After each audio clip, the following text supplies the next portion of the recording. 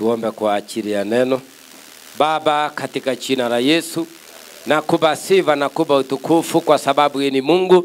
Naomba utamaraki na utawala kipindi hiki cha neno, mwanzo na mwisho uonekane kwa sababu yeye ni Mungu.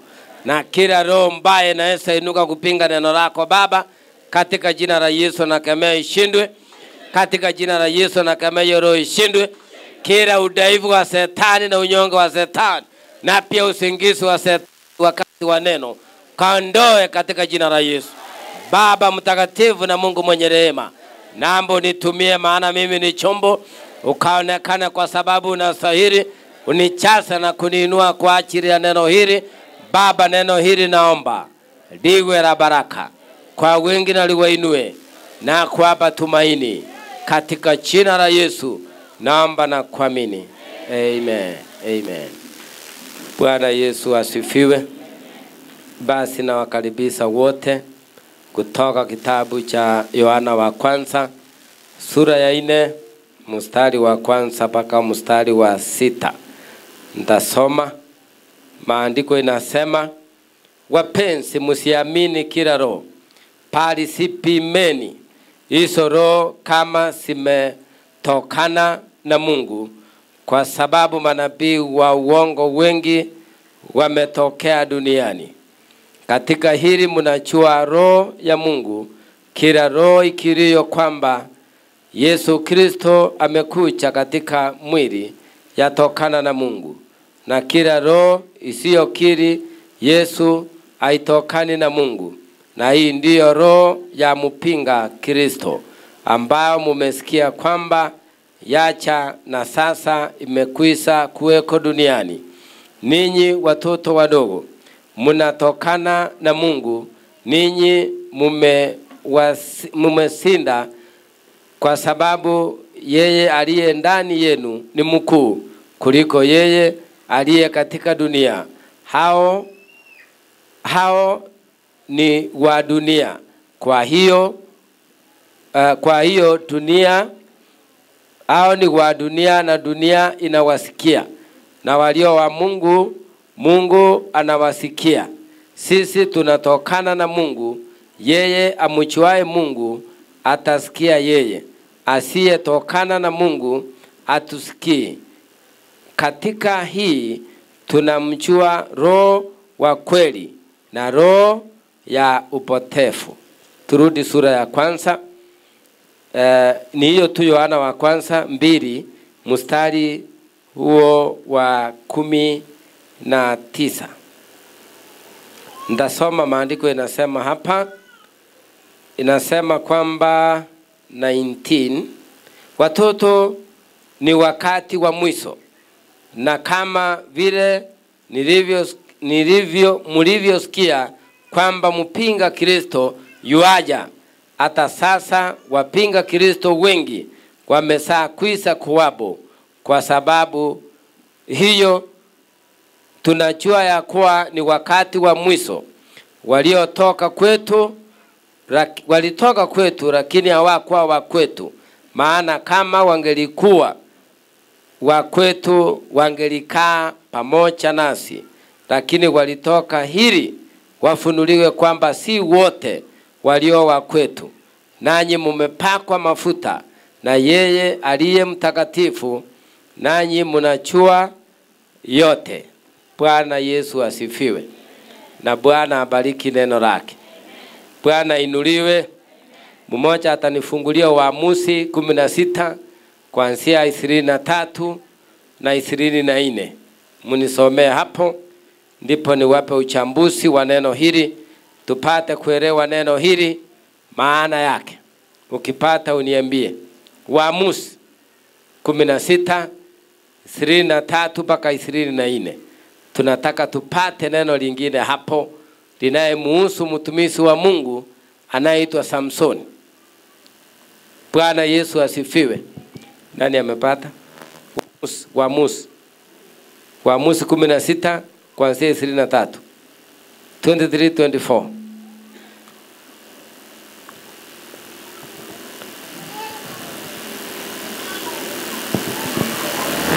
Tusikie maandiko. Maandiko inasema, Kisha wakuu wa Wafilisti wakakusanyika ili kumtolea sadaka Dagoni mungu wao na kufurahi. Maana walisema, Mungu wetu amemtia Samsoni adui yetu mikononi mwetu. Na hao watu walipomuona wakamuhimidi Mungu wao, maana walisema, Mungu wetu amemtia mikononi mwetu huyu adui wetu aliyeiharibu nchi yetu na kuwaua watu wetu miongoni mwetu. Amen. Bwana Yesu apewe sifa. Hiyo tungeisoma zaidi, lakini kwa sababu ya muda utaenda uisome hapo chini uone mwisho wa Samsoni. Alikufa mapema kwa sababu ya kukosa kutii sauti ya wazazi wake. Bwana apewe sifa. Kwa hivyo maandiko yamesema katika Yohana wa kwanza sura ya 4:1-6, maandiko yamesema vizuri kuhusu manabii. Sio kila roho inatokana kwa Mungu. Maandiko yamesema hizo roho sipimwe ili iweze kujulikana hii inanena ni ya Mungu ama ni ya Shetani ama ni ya upotofuni, inaweza poteza mwingine. Bwana apewe sifa. Ndio maana maandiko yamesema ya kwamba wale walio wa Mungu wanakiri, wanasema Yesu Kristo ndiye Bwana na Mwokozi. Lakini siku hizi utakuta maombi mengi naombwa, wanamalizia wanasema tumeomba katika jina la Bwana, na sote tuseme amen. Hamsemi amen? Si kama mnanipata. Uliza mwenzako naelewa hiyo neno? Bwana asifiwe. Wanaomba wakimalizia wanasema tumeomba katika jina la Bwana, na sote tuseme ni Bwana mgani? Bwana asifiwe. Kwa hivyo wamalizii waseme Bwana Yesu. Wanasema mabwana, lakini katika dunia kuna mabwana wengi. Niulizie mwenzako umeokoka? Muulize tena umeokoka? Muulize tena umeokoka? Bwana Yesu asifiwe. Haleluya. Wamejaa kila mahali wanasema tumeomba katika jina la Bwana. Usiseme amen, maana wewe hujaelewa ni Bwana mgani. Bwana apewe sifa. Hizi roho zimejaa kote kote. Ndio maana maandiko yamesema tusipime hizi roho. Kwa hivyo hapa ukinena na roho, mimi nitapima. Kipimo naye nilipewa hiyo. Napima haraka haraka. Ndio nijue ni ya kwetu ama ni roho mgeni imekuja kuharibu kanisa. Bwana apewe sifa. Kwa hivyo wao wakaambiwa, nyinyi watoto wadogo mmesaliwa katika jina la Yesu Kristo, nyinyi mko na roho, mtaweza kuelewa maana aliye ndani yenu ni mkuu. Tupie Yesu makofi. Imesema aliye ndani yenu, aliye ndani yetu ni mkuu. Kwa hivyo anasinda ulimwengu. Wale walio wa ulimwengu wanaongea na ulimwengu inawasikia. Nataka uende na hiyo ujumbe nyumbani, kwamba yule ako kwa Shetani akiongea mambo ya Shetani, Shetani wake anasikia. Na wewe ulio upande wa Mungu, ukiongea neno la Mungu, ukiomba Mungu na umaanishe, Mungu wa mbinguni atakusikia. Bwana apewe sifa. Bwana Yesu ainuliwe. Si niliwaambia kuna siku nilikuwa Masisi mahali, mwimbaji akaimba, watu wote wakafurahi. Lakini nikasema huyu naye nitampima, nijue hii roho inatoka wapi. Inaimba vizuri lakini lazima tuipime. Nilipoipima pole pole nikakuta hii kumbe haiende mahali. Na kwa sababu ako karibu na mimi, nitaongea hivi ndio nimpate. Kabla sijatoka hapa nimupe neno. Bwana apewe sifa. Kwa hivyo usijiunge kwa roho kama hujaipima, kama hujaielewa. Hii ndio roho iliyemwangusa Samson, kwa sababu hakuipima. Alikataa kutii wazazi walipomwambia usienda wapi? Usienda wapi? Hebu niona wale wako na maandiko, wale wako na Biblia, hata kama ni ya simu, si uko naye tu. Ikisima sisi tutafanya nini? Sitima iko. Bwana asifiwe. Bwana Yesu ainuliwe. Akaambiwa kwa ndoa yako usiende kwa Delila. Hakuna roho nyingine isiyotokana na Mungu. Alisikia? Hakusikia. Alisema unasema nini? Akiitwa kuja usiende huko, anaenda tu. Anaenda tu. Mwisho akanyolewa, zaidi ya kunyolewa akatobolewa macho akaisa. Maana Delila alitumia maneno mazuri matamu mpaka akapotea. Hakungojea roho anene. Bwana apewe sifa. Haku take time. Kwa hivyo tunastahili kuombea sana hata wale wasichana ambao wamefanya mtihani. Kitambo kaenda university. Mnaona ni mwezi wa 8 wa 9 huko. Hata vijana asiingie kwa banki. Banki zingine zimekuwa pepo. Anasugumiwa ndiye apoteza network mapema. So kama msasi una jukumu, mimi kama mchungaji nina jukumu. Tuwaombee. Mungu atawasika mkono. Wataenda watasoma katika jina la Yesu. Bwana asifiwe. Wengine wakitafuta wewe kwa hii njia wakishindwa, wakijua msichana wako ndiye alifanya na alipita vizuri, watamuundia njama, watume mwenye akona roho ingi ili amutoe kwa laini ya kanisa na kwa laini ya masomo. Lakini maandiko imesema vizuri, aliye ndani yetu. Aliye ndani yetu.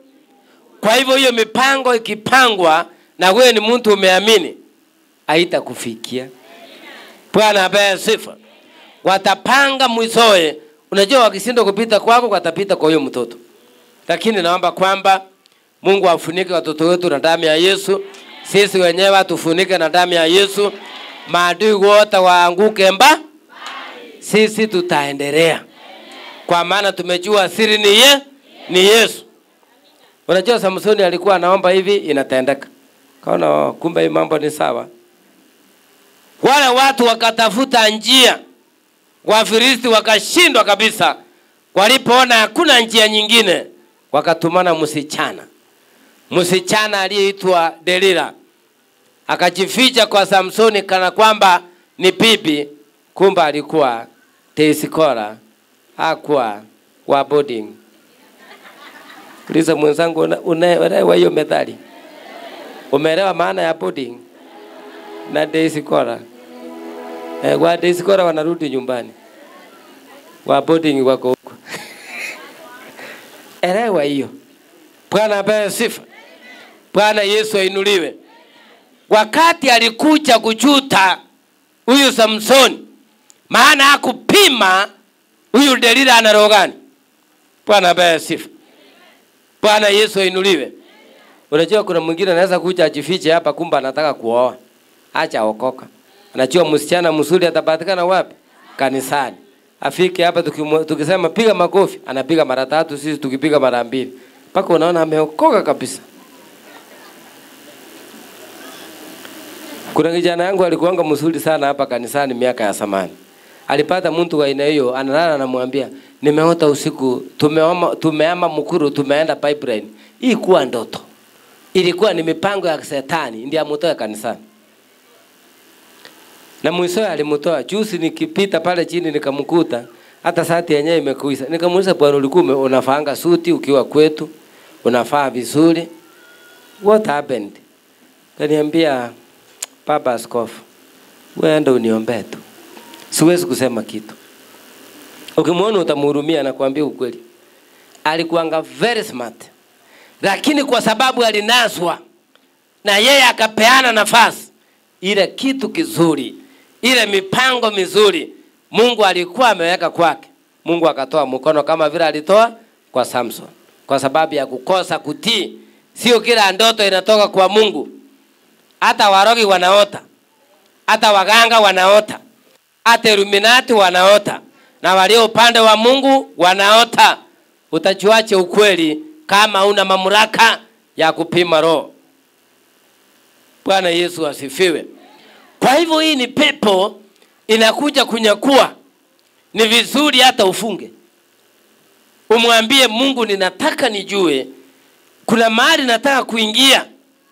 Nionyeshe njia. Nisije nikapotea na nikapoteza hata kile nimepata. Na wazazi ni lazima ufuatilie ni mtoto gani anatembea na mtoto wako. Hata kama ameokoka, weka kipimo, ukishindwa niletee. Mimi nitapima. Sio kwamba huyu ni classmate, huyo wanaenda kanisa pamoja, ni vizuri wanaenda pamoja, lakini tumeambiwa tupime ni roho gani hiyo. Bwana abaye sifa. Hata sasa hivi wacha niwaambie, sisande niliwaambia DNA kifanywa mtasanga. Na si ati inafanywa nje, hapa kanisani. Ifanywe sana sana kuanzia wale watoto walizaliwa miaka 7 kurudi nyuma, utaanguka chini. Utapumua. Kumbe nilikutwa. Nilifikiria ni Samsoni peke yake. Kumbe ni kubaya. Utajua ujui. Omba na usikirie roho. Mimi nimeomba nimemaliza na ngoja majibu. Bwana asifiwe. Nikiwa kule kwangu Machakos si ati nalala. Chicho moja na kuanga wasi ile ya roho. Napima mpaka Nairobi. Wala kwa merara pipeline wako pande gani? Inapima pipeline, Njenga, Masiwa, paka huko ng'ambo. Wale walitoka hapa wakaenda ng'ambo. Najua ni nani ameanguka, nani amesimama. Nacheka tu nikiongea nao nawaambia, haya Mungu awalinde pande hii. Wanafikiri sijui. Lakini siku itakuja. Bwana abaye sifa. Kwa sababu alipokuja kujuta, huyu Samson alijuta na akamwambia Mungu, nipe only one chance, nilipize kisasi. Sasa wewe umetopolewa macho, hata nywele kimeo utafanya nini? Maana huyu mpelelezi alikuwa anataka ajue huyu roho ananena ndani ya huyu mtumishi Samson, nguvu zake siko pande gani? Maana akifungwa na kamba anakata. Bwana abaye sifa. Tutafanya nini tujue? Sasa Wafilisti wakajua, tutatafuta msichana mrembo anayejua kuongea, tumutume amuanguse. Kwa hivyo ni vizuri upime na uombe Mungu. Na ukishindwa kwa sababu umeokoka, kuja kwa nabii muulize, kuna mahali nataka kujiingiza, lakini niangalilie kwa Mungu. Ikiwa wafalme walikuwa wanaenda kwa Mungu wanauliza, hii njia tunaenda ni sawa? Ndio maana maandiko imesema kwa Dagoni mungu wao, hii ni pepo ya Wafilisti, ilikuwa inatolewa sadaka ili iweze kunasa watumishi wa Mungu. Ilikuwa inatolewa sadaka. Kwa hivyo walienda kufurahi. Sasa Samsoni alipofunguka macho akajua wanafurahi kwa sababu yake, kwa sababu wamemunasa. Sasa wametolea shetani yao sadaka, wanaimba wakicheza, wakasema na yeye aletwe. Akakumbuka. Hapo ndiye alikumbuka yeye ni mtumishi wa Mungu. Amekuja kuimba na kuambia asunguke kwa madhabahu ya shetani. Akasema sasa hapana. Afadhali akufe pamoja na hiyo madhabahu yao. Kwa hivyo alikufa kifo cha mapema na ikuwa mapenzi ya Mungu. Bwana abaye sifa. Bwana Yesu ainuliwe. Biblia inasema yule kijana alikuwa amemsikilia akisungusa ile kisiagi yao, akaambia yule kijana niachilie kidogo, nataka kumbabasa. Maana sasa hakuwa na macho, ametopolewa. Lakini nguvu, nywele ilikuwa imeanza kumea, nywele nguvu imerudi. Akasukuma ile ghorofa yote ikaanguka. Watu waliokufa maandiko yanasema ni zaidi ya 3,000. Akalipiza kisasi. Bwana abaye sifa. Kwa hivyo kuna wasee mjini wako kama Samson. Amefanya kazi, wengine ni serikali, wengine ni biashara, wengine ni kampuni. Amesahau familia nyumbani. Hapa tauni anasema ni mzee kijana, hata uweze kumsalimia mzee, takutusi akupeleka mbio. Lakini kuna siku zitakuja ataulizwa yeye alifanya nini. Atasema nini? Maana wale utafikiria wakusaidie au kuwasomesa, wale utafikiria ndio watakubeba vizuri, hakuna kitu ya maana ulifanya kwao ndio warudishe mkono waseme kweli baba na mama walingangana nikafika mahali nilipo sasa. Lakini wewe ulingangana kwa raha zako mwenyewe. Hata itakuwa ni aibu kwanza kusema ya kwamba umesomesa watoto na uliwaachia mama akangangana. Kuna wale wameachia wamama wanang'ang'ana hata hapa mjini, wanang'ang'ana. Lakini wamama wale wanaong'ang'ana hivyo, Mungu awatie nguvu. Bwana apewe sifa. Kwa hivyo huyu kwa sababu hakurudi. Yeye alikuwa nabii kijana, alikuwa hajaoa. Hakuenda kwa baba yake nabii mkubwa amuulize sasa ninataka kuoa, ninaenda njia gani? Ama angejiuliza kwa nini baba na mama wanakataa? Kwa nini wanakataa? Kuna ndoa zingine siku hizi ziko na vita. Si kwamba wazazi walikuwa na nia mbaya, waliona hiyo laini si sawa. Maana watu wakubwa wanaona mbali. Bwana asifiwe. Bwana Yesu ainuliwe. Kwa hivyo yeye alichelewa akanyolewa. Na wewe chunga usinyolewe. Hata kanisani kuna shetani ametuma hizo roho ndio sichanganye wengine. Lakini maandiko yamesema nini? Waliyetiwa mafuta matakatifu hawa ni wa Mungu, hawawezi panduliwa. Bwana apewe sifa. Maandiko mengine yamesema katika Yohana hiyo sura ya 2 kwamba wao walienda kwa sababu hawakuwa wa kwetu. Kama wangekuwa wa kwetu wangelikaa. Ukiona mtu umeomba sana ama pengine umefunga, baada ya kuita Mungu na kuomba hata hataki muongee vile mlikuwa mnaongea zamani, kuachana na yeye. Hakuwa wa kwako. Mungu anataka amtoe ili ubarikiwe. Wengine ni vikwazo kwa njia. Kwa hivyo ukiona maandiko yamesema vizuri, nyinyi watoto wadogo watakatifu, sisi tunaitanizwa watoto wadogo mbele ya Mungu. Tumepigwa alama ya utakatifu, tumetiwa mafuta ya kuweza kujua mema na mabaya. Haleluya. Kwa hivyo katika kutambua hilo ni rahisi kufanikiwa.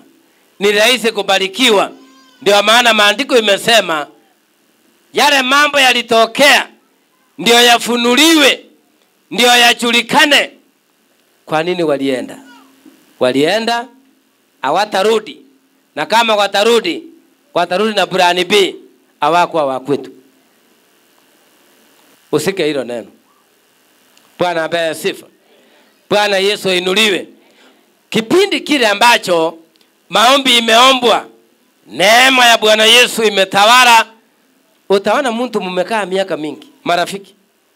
Kwa sababu wewe umetiwa mafuta ya roho, huyo mtu anakuondokea. Unajaribu kumfuata.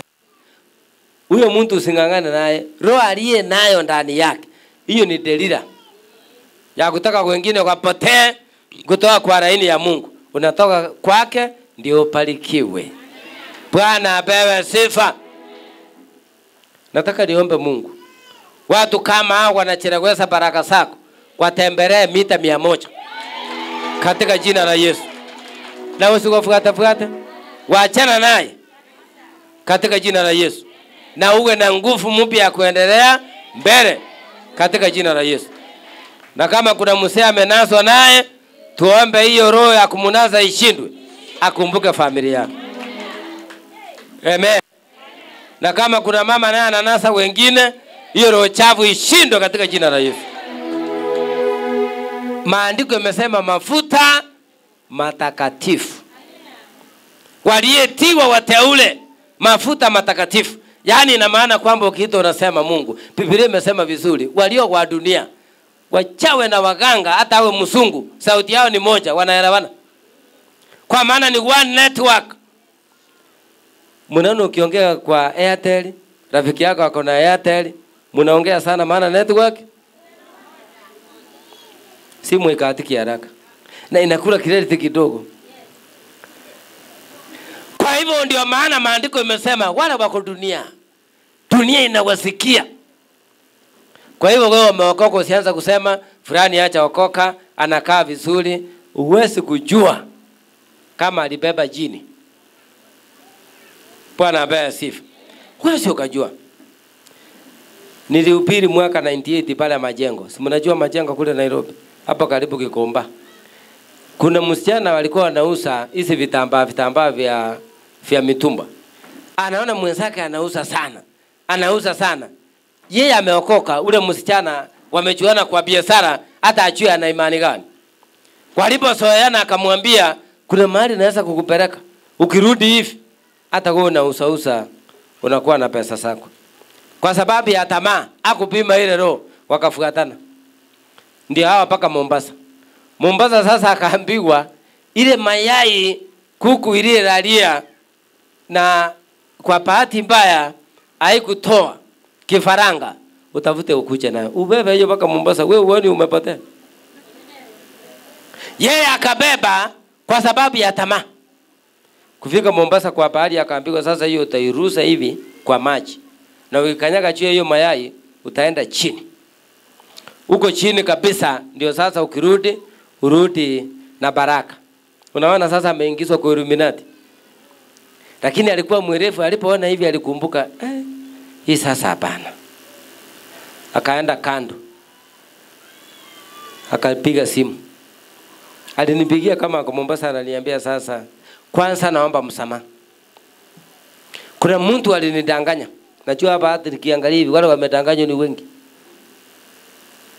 Wengine wamejipaka paka ile mafuta ya nguruwe. Na unajua nguruwe inajikaranga na mafuta yake. Akaniambia sasa nikupaya. Niombe. Nilimwambia moja. Mungu akutoe tu hapo. Mengine tutaongea baadaye. Marafiki. Unaona amepelekwa na nani? Na rafiki. Amutoe katika laini ya Mungu. Naye badala angeniuliza hiyo swali akiwa hapa, ameenda mpaka wapi? Mombasa. Tamaa. Bwana apewe sifa.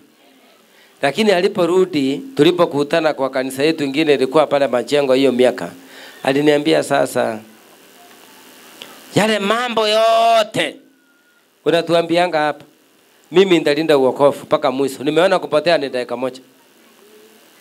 Bwana apewe sifa. Aliye na macho ambiwi tazama, na aliye na sikio ambiwi sikia. Bwana apewe sifa.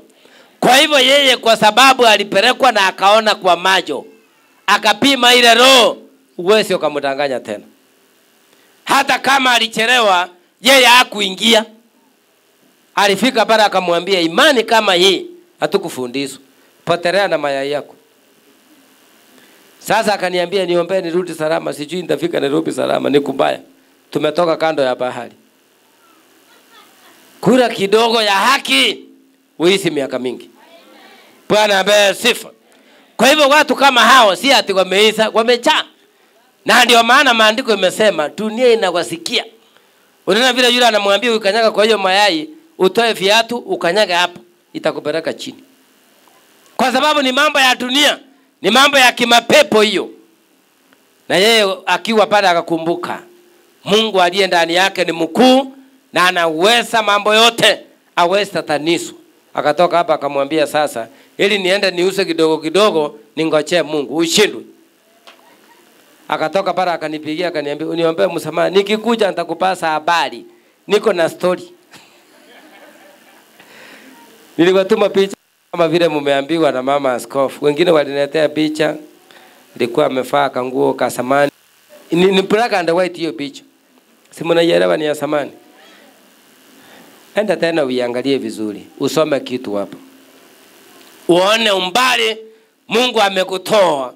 Usije ukasahau baada ya kupata mafanikio. Bwana apewe sifa. Kwa hivyo waganga dunia inawasikia. Kwa hivyo waserati dunia inawasikia. Mnanielewa?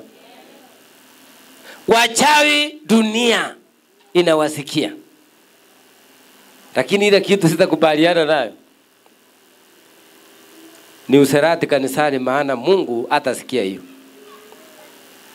Bwana asifiwe. Ni kuenda njia mbili, kwa uganga na huko kanisani. Mungu atasikia saa ngapi? Bwana apewe sifa. Bwana Yesu ainuliwe. Kama wale wa dunia, dunia inawasikia, na sisi kwa roho Mungu atusikie. Na sisi kwa ndoa Mungu atusikie. Na sisi kwa biashara yetu Mungu atusikie. Na sisi kwa vizi zetu Mungu Baba atusikie. Na sisi kwa kazi zetu zote Mungu atusikie. Bwana asifiwe. Walifanya kama vile dunia inasema, lakini wewe uliokoka unafanya kama Mungu vile anasema. Kwa sababu wao walipoona wameshinda vita, walienda kutoa sadaka kupelekea shetani yao inaitwa Dagoni kufurahia. Lakini wewe uniambie, wewe uliye upande wa Mungu, ndio Mungu akusikie. What have you done? Umefanya nini? Ezekieli akasema mimi ni mwaminifu kwa nyumba yako yote, sitakufa, nitaishi. Mungu akaona amesema ukweli. Sasa wewe umefanya nini? Uliza mwenzako umefanya nini? Ndio Mungu akukumbuke. Muulize vizuri, umefanya nini? Bwana asifiwe. Kwa hivyo wewe ambao haufanyi vile Mungu anataka, baraka lazima ichelewe. Bwana apewe sifa. Unaona wale waliitana wengi kumupa shetani yao, kufurahia, kumtolea na kumwambia sasa tumefurahi, kwa sababu kwa hiyo nguvu ya giza waliweza kushinda yule Samsoni. Kwa sababu yeye alifuatana tu bila kungojea roho, bila kuomba. Alinaswa kwa kukosa kutii sauti ya wasasi. Maana wasasi walikataa. Biblia inasema hivi. Bwana apewe sifa. Bwana Yesu ainuliwe. Kanisa ni takatifu. Na ukifuata kama vile Mungu anasema, na wewe pia utakuwa mtakatifu na utafaulu kwa yale mambo yote unahitaji. Neema ya Mungu itakuwa juu yako. Mungu atakutangulia. Hautakuwa mkia, lakini utakuwa kichwa. Na Yesu atainuliwa. Bwana apewe sifa. Hata kama watajipanga wakupige vita, simama imara. Maana umejua ni nani aliye ndani yako. Ni nani aliye? Kwa hivyo kama ni shetani aliye ndani yako, hiyo tutaomba iondolewe. Tutaomba hiyo iondolewe. Katika jina la Yesu iondolewe. Ndio yule mkuu simba wa Yuda aitwaye Yesu Kristo, mwana wa Mungu, akutawale peke yake katika jina la Yesu. Najua vijana wengi wengine wamepotea. Hawataka kufanya kazi. Wanataka kuingizwe kwa hizo njia. Hata ukimwambia afanye mchengo anaangalia mkono hivi. Anaenda anafanya siku moja alafu anafanya hivi. Anataka ile ya starehe. Itatoka wapi? Maandiko yanasema fanya kazi ubarikiwe. Fanya biashara ubarikiwe. Na amuka mapema. Enda kazi ubarikiwe. Usikula kule njaro huko. Uliza mwenzako unakula njaro kazini. Usikubali kulindwa na mkubwa wako. Wewe enda fanya kazi na mimi niombe hapa na Mungu atakubariki. Na kwa hiyo kazi umebarikiwa, ulete fungo, ulete tabio, ulete sadaka. Tunataka Yesu kwa hii madhabahu ainuliwe. That is our target. Kwa maana ni maandiko yanasema nitawapigania vita katika Malaki 3. Nitawapigania vita na nitawapa baraka. Wengine hawana. Kwa sababu hawatimizi hiyo maandiko. Maandiko imesema kwa wale wa Filisti wao walitimiza kwa shetani yao. Wewe ulitimiza kwa nani? Ni ukweli wale walitimiza. Hata mimi kuna kesi ya samba tulifuata miaka mingi na tulikuwa wengi. Na ni samba kubwa. Hawakujua mimi nilikuja kwa madhabahu nikaitolea. Wao wanafikiri kushinda kesi ilikuwa 1+1. Mimi niende nikaitolea nikaambia Mungu kwa sababu tulitoa hapo pesa na inaonekana tunanyang'anywa. Na maandiko yanasema tutoe dhabihu na tuombe, yangu ndio hii kwa niaba ya wale. Na nimefanya kama vile Samueli alifanya kule Mispa kwa ajili ya Israeli, akashinda hiyo vita. Na nikaomba nikasema hiyo mambo sasa nimekuachia. Basi mpaka tumeshinda sasa. Bwana asifiwe. Na nilienda hapa nikawaambia mimi najua hii tumeshinda kwa sababu ya Mungu. Na kwa sababu ya mafuta ile mimi niko nayo. Niliomba nikaachia Mungu na ni Mungu ameleta hii. Bwana apewe sifa. Kwa hivyo wewe usikauke tu ukisema nitabarikiwa. Sini alisema hii mwaka ni kwa urejesho. utangoja mpaka 2027. Halafu unasema ala, ile unabii ilipita. Ilipita maana hukuipokea. Naonaje? Hukuifanyia kazi. Mimi wakati baba yangu wa kiroho aliniambia sasa mtoto wangu, tukiwa Isiri section 3 203, akaniambia sasa mimi narudi Western na mimi ni mzee, lakini wewe sio mtu wa kudanganywa. Wewe Mungu alikuita na tumekaa na wewe, nimekuacha mikononi mizuri na wewe utaenda mbali. Mara moja sikuacha hiyo unabii iende hivyo. Mimi nikawacha kidogo, wakati wageni wengine waliingia hapa kuongea nao ndio waombe. Nikatoka pole pole, sikusema kitu. Nikaenda hapo juu, nikaangalia hapa kwa nyumba, nikaona ni kitu gani hakuna. Nikaenda nikafanya shopping. Nikarudi. Na nikarudi na paasa kanono hivi kidogo. Nimeficha kwa koti. Nikawacha wale wote wakaenda, sababu huyu ni papa yangu. Sasa nikamwambia nataka unibariki ndio uende. Nikampea ile zawadi na nikamwambia sasa hapa niko na paasa. Alicheka sana. Ndiye alinitamkia neno, alicheka. Akaniambia nani alikuambia siri hiyo? Bwana apewe sifa. Mimi nilikuwa nafikiri vile ulitoka uliana, nikamwambia siwezi kuenda hivyo. Mimi ninaelewa mambo haya. Bwana apewe sifa. Sasa akaniambia piga magoti. Akaniombea baraka. Usiku huo nilipoenda sasa kuomba maombi yangu, ndio niliona sasa yule malaika anabariki watu duniani. Akaniambia usihangaike, nitakuwa pamoja na wewe mpaka mwisho. Bwana asifiwe. Ndio maana mimi tangu zamani sijawahi kukubali hii roho ya umaskini nitawale, sijawahi. Mimi nasemanga mimi ni billionaire. Maana nilionekaniwa. Unajua umaskini ni mbaya, hata kale kandaka kanaweza kukuangukia. Unajua ni mbaya sana umaskini. Tukataange hiyo pepo. Ndio ukipita mahali wanasema mdosi, mheshimiwa, na hujawahi pigiwa kura, lakini unaitwa mheshimiwa. Mnaonaje? Bwana asifiwe. Biblia ndiyo inasema mtakula mema ya nchi. Isaya sura ya 1. Utakapokubali kuachana na dhambi, utakula mema ya nchi. Bwana apewe sifa. Kwa hivyo wewe uliokoka, kama dunia wale wako kwa dunia, dunia inawasikia, na sisi je? Na sisi je? Mungu lazima atusikie.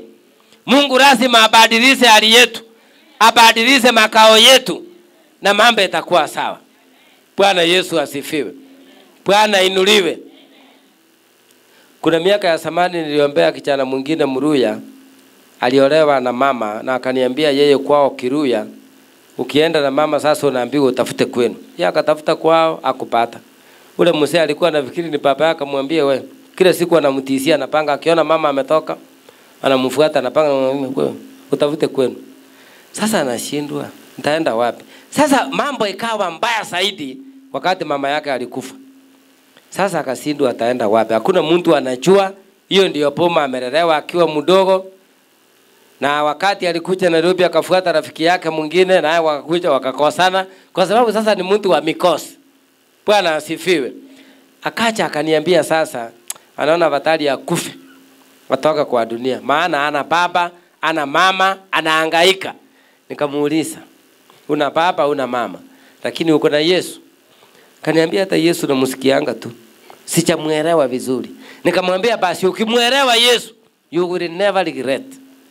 Huyo ndiye atakuwa baba yako na ndiye atakuwa mama yako. Bwana asifiwe. Nikamuombea. Kuna kijana yangu nilipenda Mkamba fulani, hiyo miaka tulikuwa na yeye, kijana wa kanisa. Nilimuombea nikamwambia unaona huyo kijana aenda akutafutie kazi kwao. Na akaenda akaingia kwa hiyo kazi. Akafanya kazi. Nikamtrain, nikamwambia hiyo kazi sitaki uanze kukula raha Nairobi. Wewe una baba, una mama. Weka hiyo pesa, utarudi Western. Utafute samba huko, ununue. Waandike majina yako. mtakutana na wale watu walikufukuza, watasanga. Na hapa tutaomba Mungu hiyo samba ukinunua isiwe ni samba ya kukusumbua.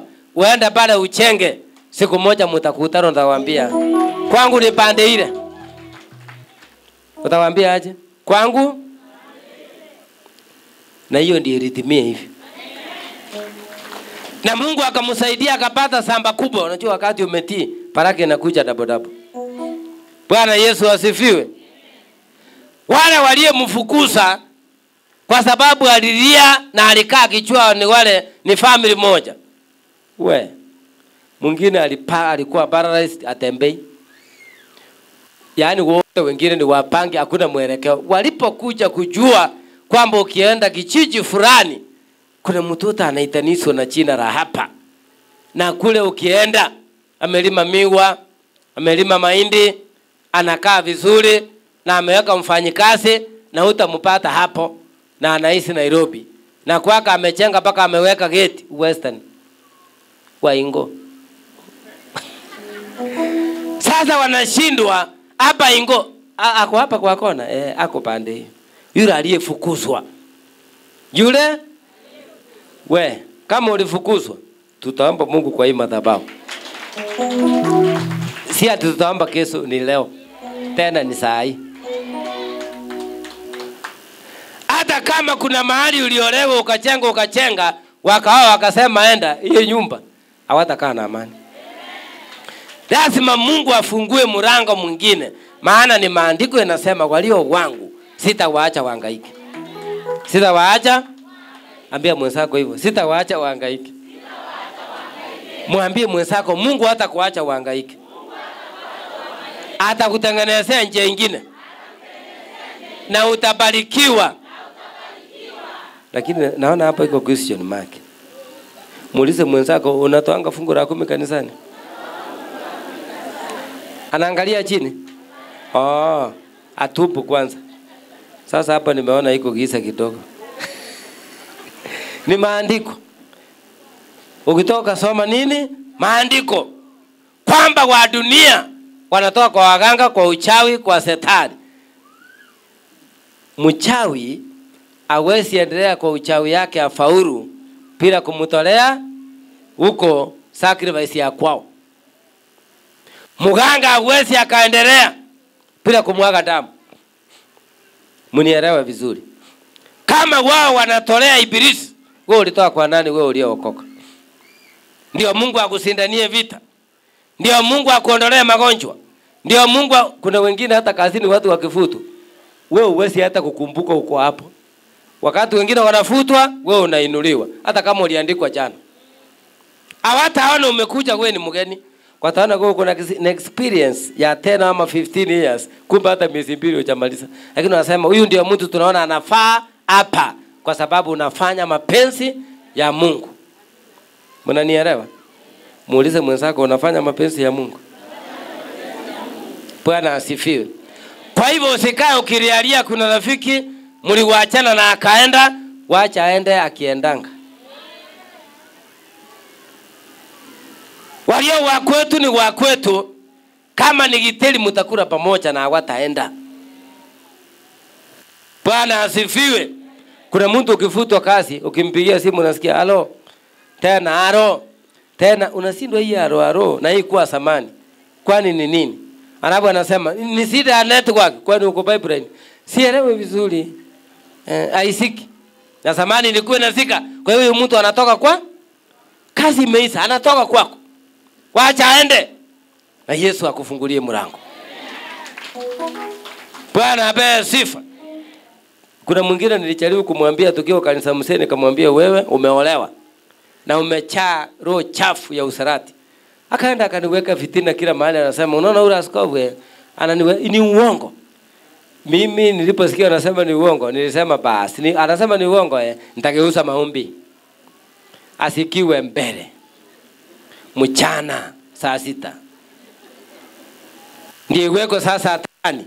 Ijulikane kwa maana amepi.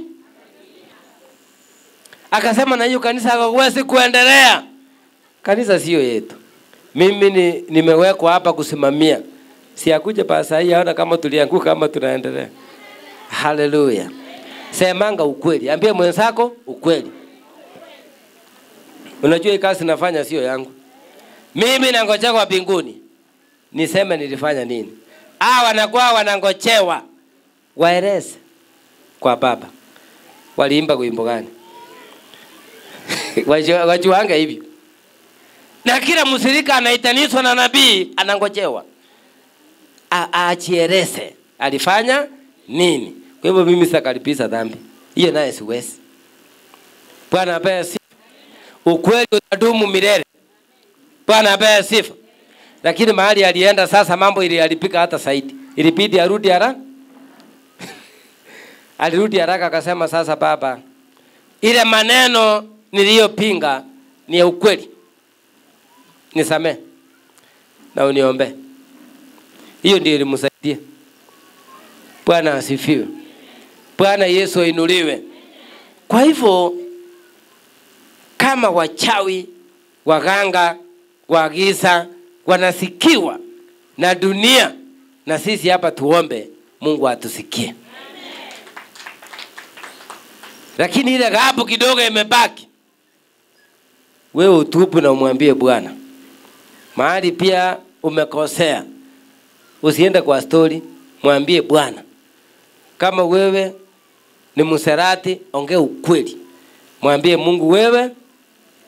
Hamtaki kuongea? Mwambie ukweli. Mwambie ukweli, hiyo roho ya usarati na imekulemea na uitaki. Kama wewe ni mwizi, mwambie ukweli. Kama wewe ni mchawi ulipewa na soso, mwambie hiyo mimi sitaki, nimekataa. Uliza mwenzako umesikia? Kama ulitumwa upingane na hii kanisa, kataa mapema. Kataa mapema. Sema Mungu akusamee, na walio kutuma ni wafuasi wa Shetani na washindwe, ndio wewe uokoe roho yako. Bwana apewe sifa. Hiyo ndio njia peke yake itafanya ubarikiwe. Bwana apewe sifa. Usionywe halafu useme unaenda kanisa lingine. Hiyo unaenda kwani ni ya nani? Hawaonyi huko. Kama hawaonyi huko, ujue ya kwamba hao ni wafuasi wa Ibilisi. Maana hata Shetani ana kanisa. Kama ni kutoa sadaka anatoa, kama ni kuimba anaimba, mpaka anaweza kulala chini akiimba. Shetani. Kwa hivyo chunga, pima roho. Tunataka tuombe hapa tupime roho. Ni gani sio ya Mungu hapa? Tuseme ishindu. Bwana apewe sifa. Kupima roho ni very easy. Soma maandiko yanasema Yona mwenyewe wakati alichange safari. Safari ilikuwa ngumu kwa sababu roho mpya imefanya nini? Imeingia. Palipopiga kura kwa merikebu, maandiko yanasema kura ikamwangukia Yona wana wa Amitai. Yeye mwenyewe akasema yeye anamcha Mungu, akaogopa akasema anamcha Mungu, huyu mtu amekosea. Wakamuuliza tukufanyie nini? Akasema nitupe. Biblia inasema vile walimtupa pahali ikatulia. Pahali ikatulia. Ukiwa na viazi imejaa gunia, kamoja kaose mpaka kananuka, utakaacha hapa? Kataendelea kuharibu? Hivyo ndivyo inamaanisha. Bwana apewe sifa. Bwana inuliwe. Kwa hivyo tunataka tuombe tuone. Usiku na complain. Mwingine alikuja naona amebarikiwa, amepima njia yake. Amepima na amejua amekosea wapi. Akaomba nini? Msamaha. Na Mungu akamkumbuka. Iko tu hivyo simple. Ndio Mungu atembee na wewe. Hiyo ndio maombi nitawaongoza leo, ya msamaha tu. Na Mungu atajibu. Katika jina la Yesu. Katika maandiko, Petero alipojua kwamba ametanganya, alilia paka machozi. Paka machozi akiomba msamaha. Bwana apewe sifa. Aliomba akamaanisha na akasema nisamee. Akalia machozi. Mungu akamsamea. Lakini ukijifanya wewe ni don't care, ukiona mahali viongozi wanasengenywa, wewe iko hapo. Unajua roho mbaya kama ya uchawi ama ya usarati ikipewa nafasi, ikianzia kwa mlango itakuwa inasonga. Pole pole tu, inanga haraka. Ingia hapo katikati. Ikuja pole pole, ingie kwa kwaya. Kwaya itapaki. Mnanielewa? Kwa hivyo hiyo ita spoil, itaharibu na hatutaipea nini? Nafasi. Lazima tuikemee katika jina la Yesu Kristo isipata nafasi. Bwana apewe sifa.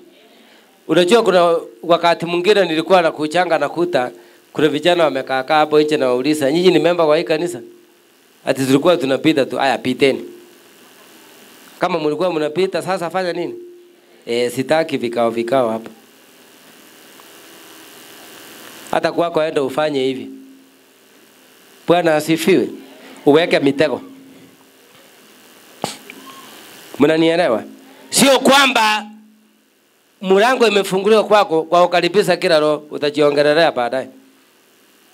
Jaribu kupima ni roho gani hii iko kwa msichana anayetembea na msichana wangu.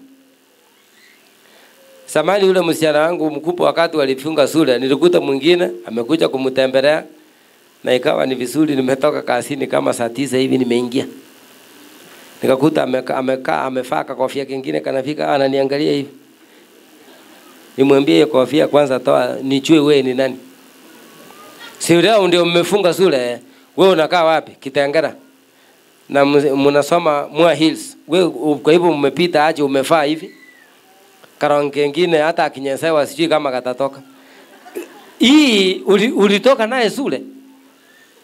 Unajua kuna rongi zingine zinavaliwa siku hizi ni sikini zaidi. Mfua iko karibu ikinyesa iko shida. Nikamwambia mimi sasa msichana wangu nataka asome na aende mbali. Kuanzia leo nisikuone. Hata shule kifunguliwa nitakuja mpaka kwa shule. Sitaki kuona tabia ina hii. Na ndio mnaona sasa amesoma huko ng'ambo na amemaliza. Kwa hivyo kama ningekaribisha hiyo roho niseme mko poa. Ndio yani umeingia wewe. Umeingia wapi? Kama kwao hakuna amri, kwangu mimi iko na amri na lazima ifuatwe. Bwana apewe sifa. Na ikifuatwa mambo ni rahisi. Hata ya hapa ni rahisi. Amen. Hata ya hapa itafika kipindi kwa sarati nitafukuza. Wako kama 12. Hiyo ni ukweli nawaambia. Nataka utakatifu. Kila mtu alinde ndoa yake. Ama mnaonaje? Mbona unaongea pole pole wewe ni mmoja wao?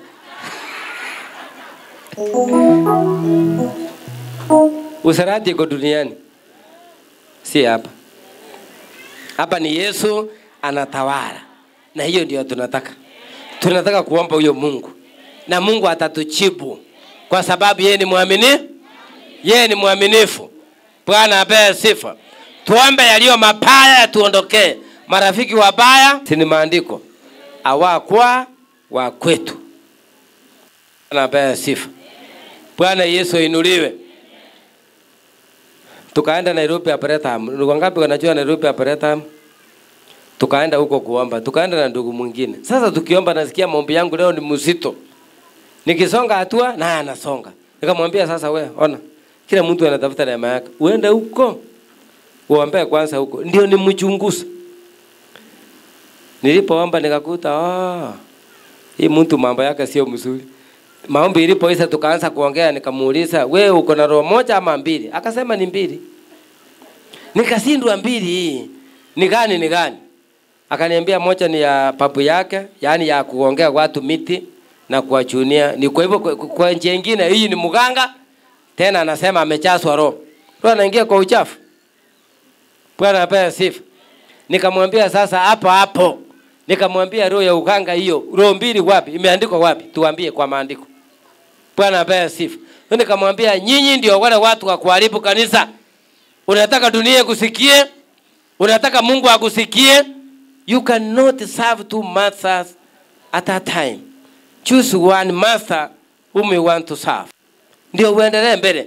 Sasa hiku tutanganya ndio sasa mkikutana wale mnapenda kusungua kwa maombi. Ukienda kukutana na mtu akona roho mbili, akuwekea mkono. Ile mafuta uliwekewa hapa si inaisha. Ndio sasa uwezi fanikiwa. Bwana asifiwe.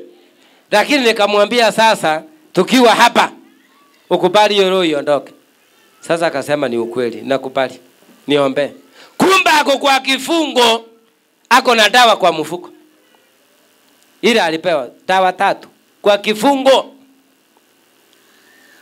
Hata kama mtu ni mjinga, hiyo ni ujinga kiasi gani? Umeenda kwa mlima mahali patakatifu kuomba Mungu na dawa iko kwa mfuko. Mnaona sasa? Sababu roho ni mbili, ya babu inamtawala na anataka ya Mungu imtawale. Saa ngapi? Iwezi. Bwana apewe sifa. Sasa ndio mnaona kuna kuanga na friction. Hata kwa nyumba ukipata sasa hizo roho ni mbili, ukisema Bwana asifiwe tunataka kuomba, kitambo malize kuomba mwingine yule ana roho kama yako, amezaa kula amefika katikati. Nasema mimi nilikuwa nasikia njaa nisema jina la Baba. Nikaanza kukula. Bwana Yesu asifiwe. Soma maandiko. Tuombe tuondoe hiyo mabaya katika jina la Yesu. Ndio tuweza kubarikiwa. Pamoja tutaenda mbali. Ukikubali ukweli huo, Mungu atakuinua. Mungu atakutendea mema. Mungu atakuongoza. Kwa maana maandiko imesema aliye ndani yetu ni mkuu. Aliye ndani yetu ni mkuu. Ndio tunataka atusimamie kwa mambo yale ambao yanaleta ugumu, yanaleta shida, ndio watu wajuane vizuri. Bwana apewe sifa. Bwana Yesu ainuliwe.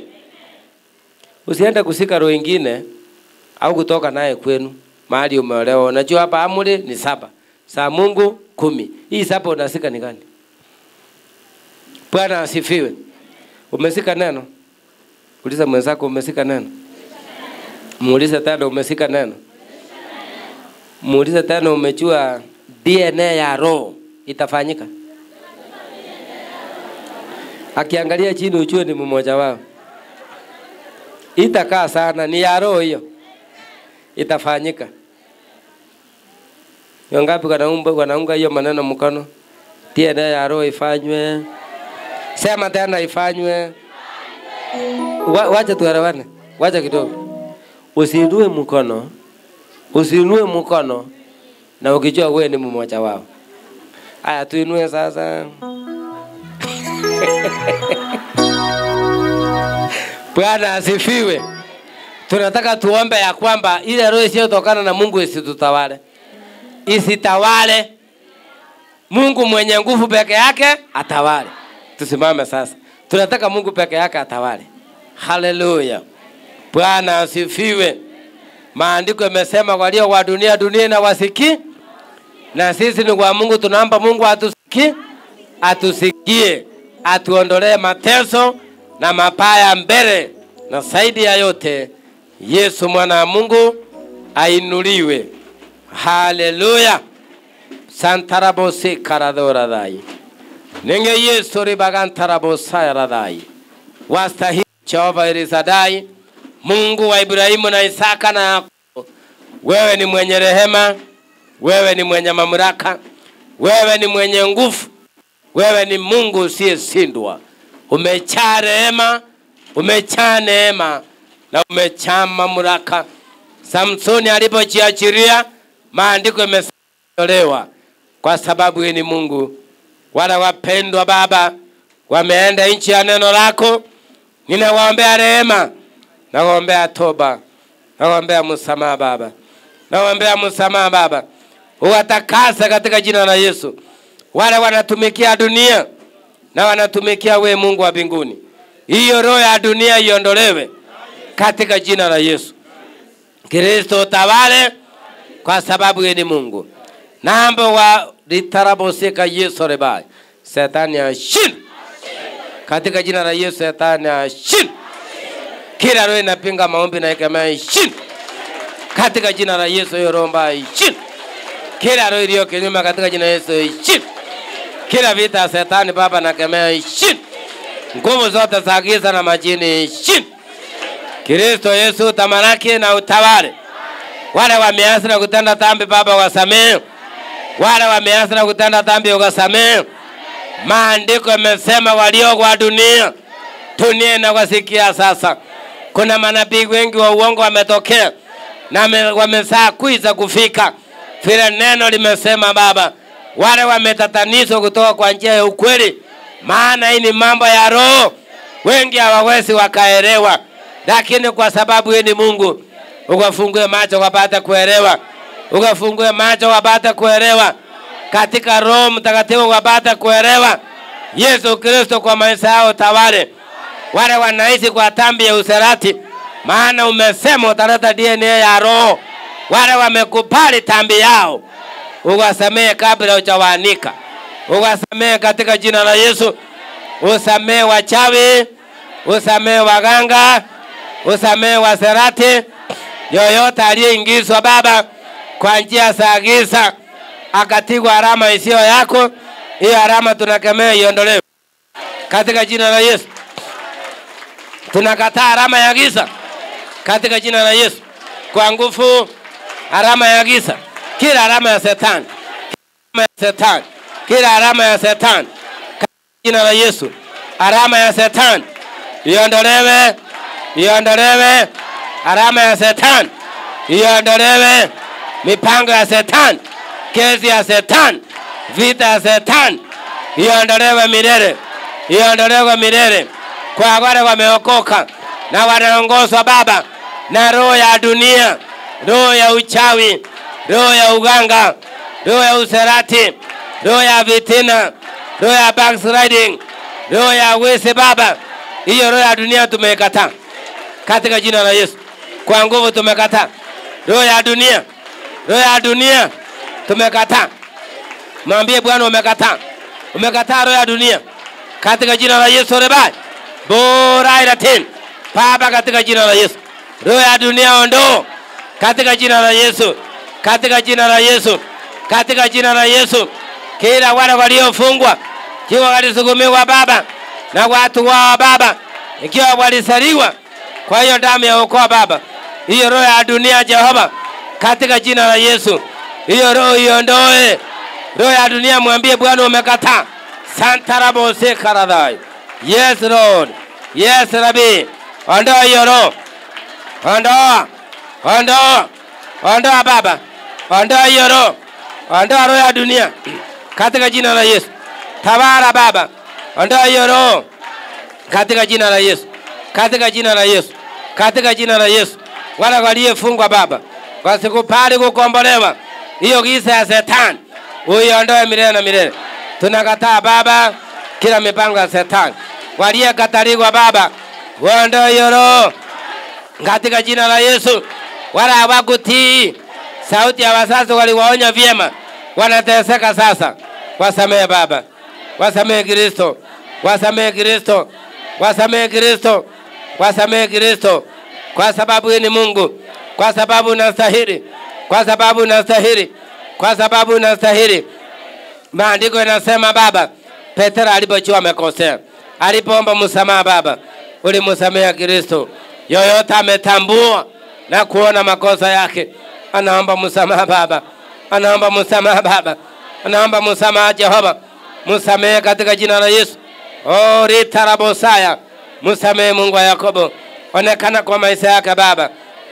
Yoyote ameasi kutenda dhambi, msamehe Mungu wa Yakobo, msamehe katika jina la Yesu. Msamehe Mungu wa Yakobo.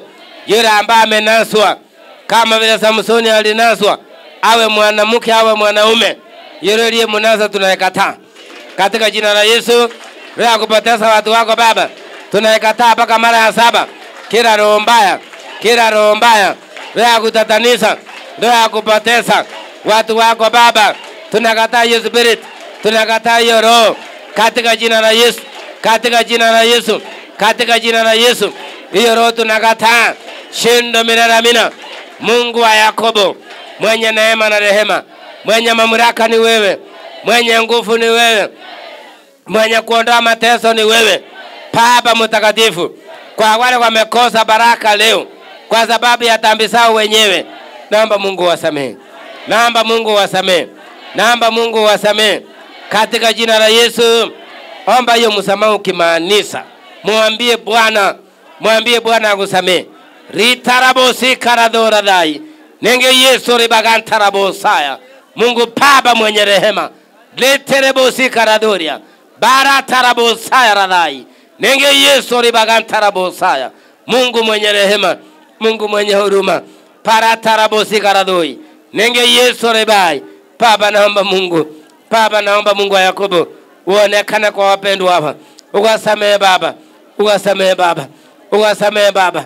Mahali wameasi Baba, mahali wameabudu miungu mingine, mahali Baba wameabudu miungu mingine, wasamehe Baba, wasamehe Kristo, wasamehe Jehova. Fungua nyota zao na baraka zao, kwa sababu yeye ni Mungu. Wasike mkono Baba, watendee mema, kwa sababu yeye ni mwema.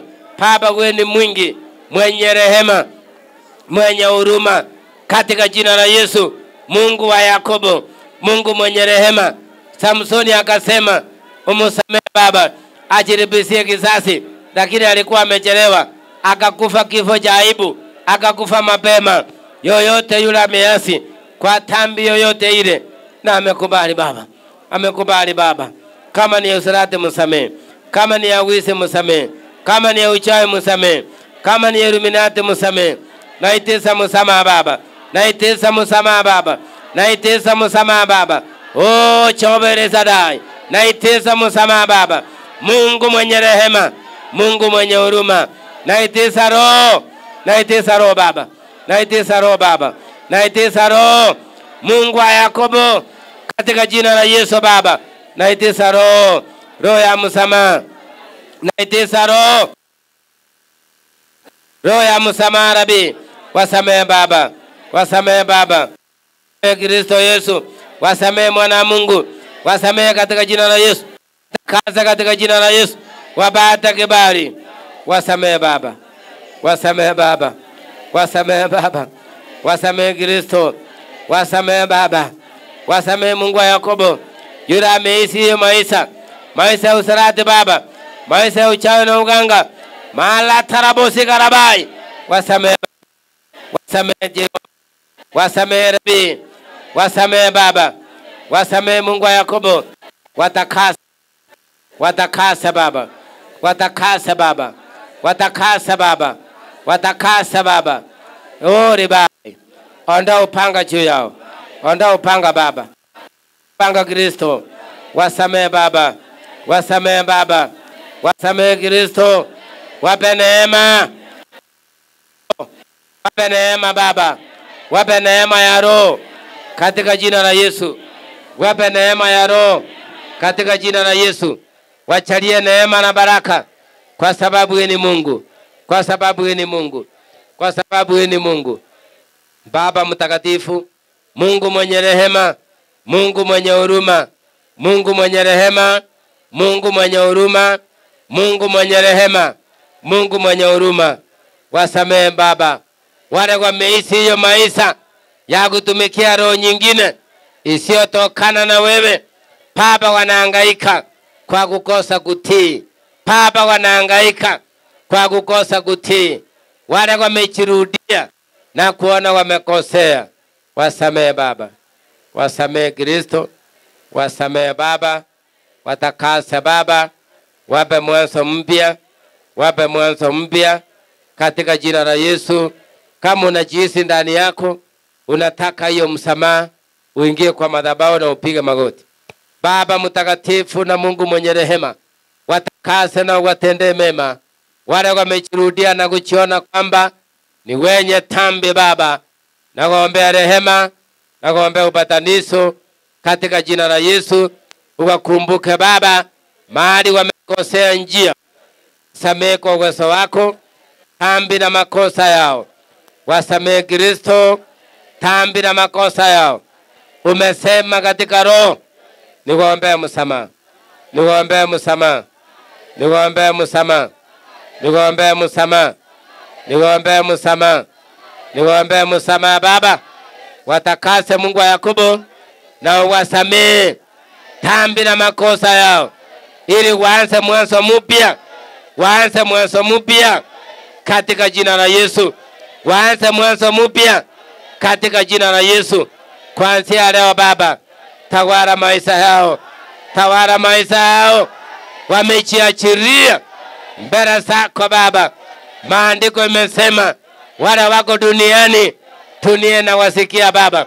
Mahali wametii sauti ya dunia, uwaondolee hiyo sauti ya dunia, uwape sauti ya Roho Mtakatifu, Inua mikono yote juu. Sema Bwana Yesu. Mahali nimekosea njia. Nimetumikia roho ya dunia. Nisamee.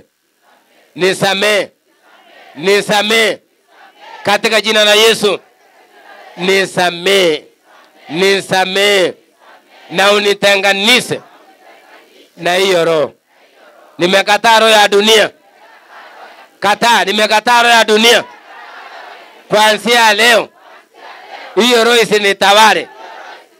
Iende na isirudi. Katika jina la Yesu. Katika jina la Yesu. Naomba kuanzia leo Roho Mtakatifu unitawale. Roho Mtakatifu unitawale. Unitawale. Roho Mtakatifu unitawale. Unipe mwanzo mpya. Unipe mwanzo mpya. Unipe mwanzo mpya. Katika jina la Yesu. Kuanzia leo badilisha maisha yangu. Kuanzia leo badilisha maisha yangu. Badilisha maisha yangu kupitia kwa hii mafuta. Mafuta ya upako. Badilisha maisha yangu.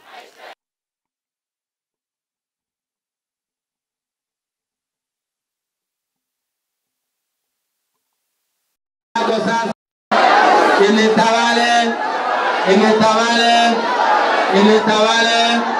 Kwamba fikiria kifua, mwambie Bwana, mwambie Bwana nitawale, mwambie Bwana nitawale, mwambie Bwana Yesu tawala maisha yangu.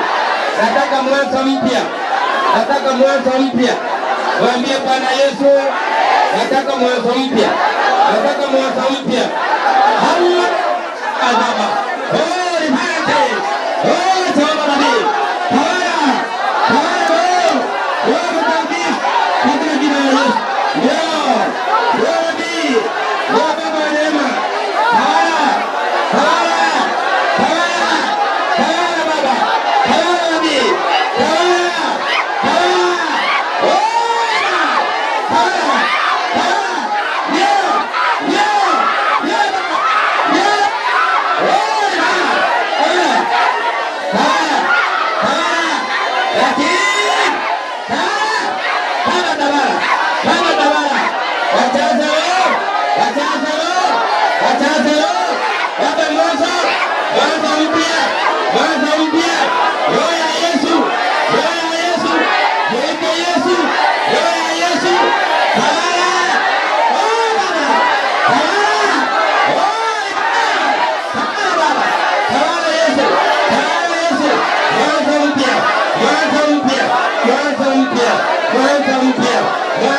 Hallelujah, hallelujah, hallelujah, hallelujah. Tawala baba, tawala baba. Watakaze baba, wape neema. Ndio, ndio, neema ya Roho, neema ya Roho. Ndio baba, neema ya Roho, neema ya Roho, neema ya Roho, neema ya Roho. Hallelujah, hallelujah, hallelujah, hallelujah. Kufua baraka.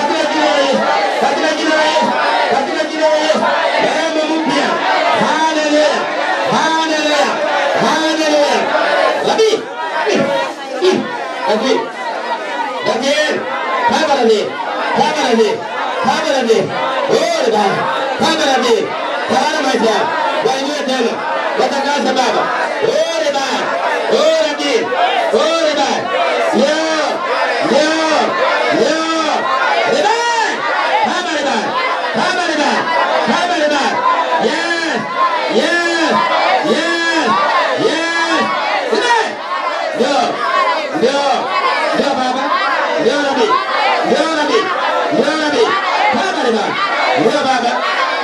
Yesu. Tawala. Tawala. Tawala. Tawala. Tawala. Yesu wewe. Tawala. Wewe baraka. Wewe kuinua. Leo. Wewe ushindi. Wewe ushindi. Wewe kibali. Tawala. Wakubariki. Wainuliwe. Katika jina la Yesu. Katika jina la Yesu. Katika jina la Yesu. Katika jina la Yesu. Katika jina la Yesu. Katika jina la Yesu. Anza kusimama hivyo. Anza kusimama hivyo. Na neema mpya. Anza ukiomba. Libai. Libai. Ndio. Libai. Libai baba. Libai. Libai baba. Libai. Libai baba. Libai. Wasimame na mwanzo mpya. Ndio hiyo. Ndio hiyo. Ndio hiyo. Ndio hiyo. Upako mpya. Leo anointe. Ndio hiyo libai. Libai baba. Wabarikiwe. Wainuliwe. Wainuliwe. Wafanikiwe. Halali. Habari baba. Ndio. Ndio Rabi. Ndio baba. Wainue. Yes. Yes. Tawala. Bwana Yesu. Santa baba. Santa Rabi. Oi. Habari baba. Santa baba. Umetenda. Umetenda baba. Umetenda baba. Umetenda baba. Tunainua jina lako. Santa baba. Santa.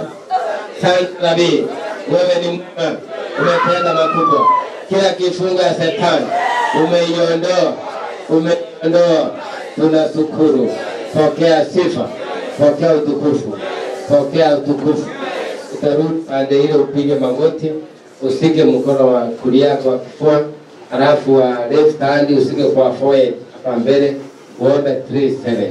Useme Mungu wa mbinguni nipe alama ya uaminifu siku zote za maisha yangu. Haleluya. Santa Baba. Wewe ni Mungu. Umejaa rehema. Umejaa rehema Baba. Umejaa rehema Rabi. Uinuliwe milele. Santa Rabosi Karadora Dai. Nenge Yesu ribaganta Rabosaya. Uwabariki. Uwainue. Uwaondolee magonjwa. Ila tiba. Wewe peke yako ni tiba tosha. Kwa yale mambo umetenda makubwa, sina cha kuelezea. Mani asante na ninashukuru jina lako. Pokea sifa, pokea utukufu. Wabariki, wabariki, wabariki walio mbali na karibu, katika jina la Yesu naomba na kuamini. Amen. Amen. Amen.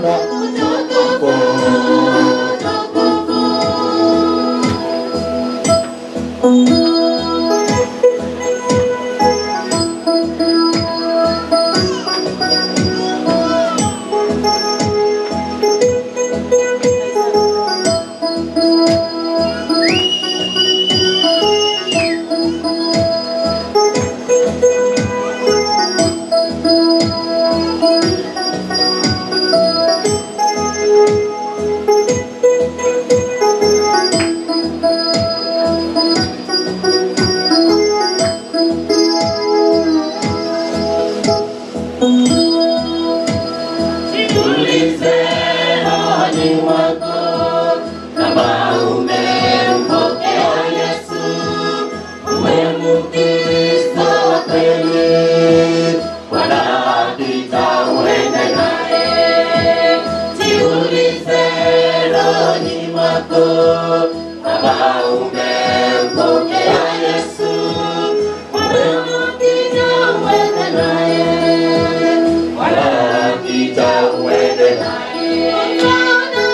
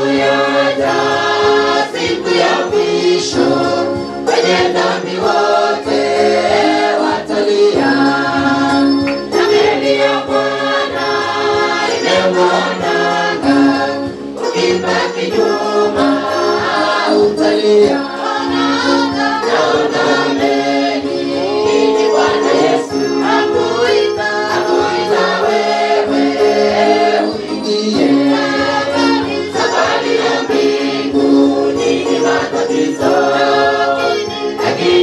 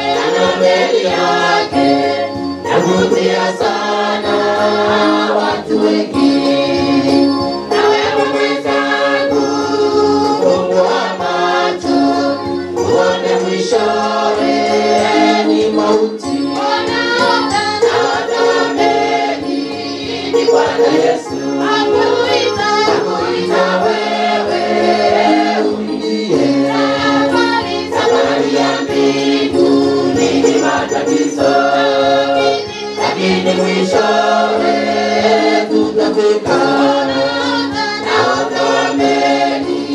Ni Bwana Yesu akuita wewe uingie safari ya mbinguni. Ni matatizo lakini mwishowe tutafika.